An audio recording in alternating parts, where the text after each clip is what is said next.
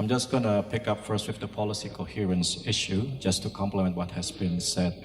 So in my perspective, policy coherence is a tough nut to crack. It's very hard to crack because it might involve multiple conflict of interest, and sometimes it involves very sensitive areas, so it can be very difficult. So it's something which requires quite a lot of efforts.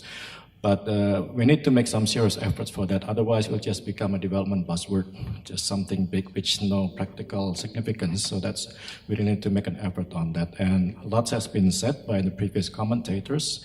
I'm just going to add that, well, one thing which I think which we see are useful in terms of just to start with the policy coherence is to promote capacity, also tools to actually uncover what is behind these coherence issues and how to actually foster more coherence. So here, for example, to introduce political economic analysis tools. These are powerful tools which can be used to really understand what are behind this policy coherence and what are the ways to move forward. So that's one thing which I think we should introduce more in developing countries and be able to promote policy coherence.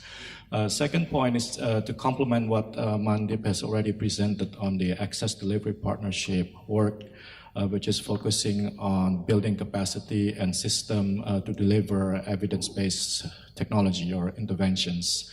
So just to complement on that, also based on the ADP work, what we see is that when it comes to implementation of evidence-based interventions, there are so many possible barriers, and it varies from context to context.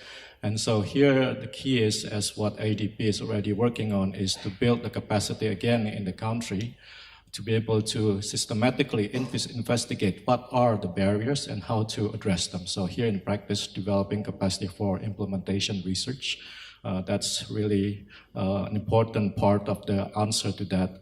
But we also have to be mindful that it has its limits also. I mean, when we come to implementation research, it takes care of at least most of the technical barriers. But when it comes to technologies in developing countries, many of the barriers are actually political. It goes beyond technical.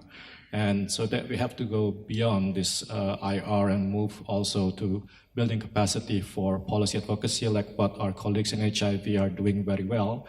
And we need to learn more from them on how to do that. But we don't have that capacity in NTD to do such policy advocacy at the country level, but HIV has that. So we need to go beyond the IR and also to go into that realm of knowledge brokering, policy advocacy, as what has been done in HIV.